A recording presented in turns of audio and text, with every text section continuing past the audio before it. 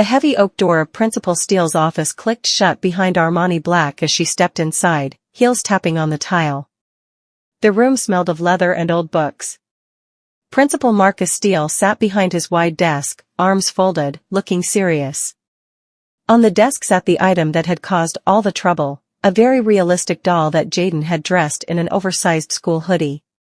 "Mrs. Black," Principal Steele began, keeping his voice calm but firm, "your stepson brought this doll to third period and introduced it to the entire class as his girlfriend. Some parents are very upset, and the school board is talking about expulsion."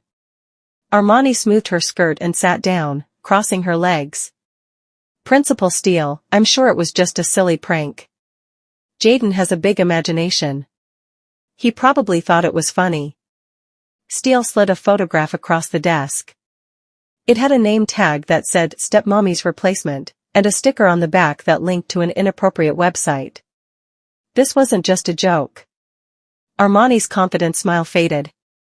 She took a slow breath and changed her tone, letting her eyes soften. "Marcus, may I call you Marcus? Jaden's dad isn't around anymore. I'm the only parent he has left. He acts out because he's scared of losing everything familiar, his friends, his routines, this school. Sending him away would break his heart. Please. I'll do whatever it takes to keep him here." Principal Steele leaned back in his chair and studied her for a long moment. The room was quiet except for the hum of the air conditioner. "Whatever it takes," he repeated quietly. Armani stood, walked around the desk, and knelt in front of his chair. She looked up at him with steady eyes and placed her hands gently on his knees. After a pause, she leaned forward and gave him a long, deliberate kiss that left no doubt about her meaning. Steele's breath caught, he didn't pull away. When she finally sat back on her heels, she wiped her lips with the back of her hand and spoke softly.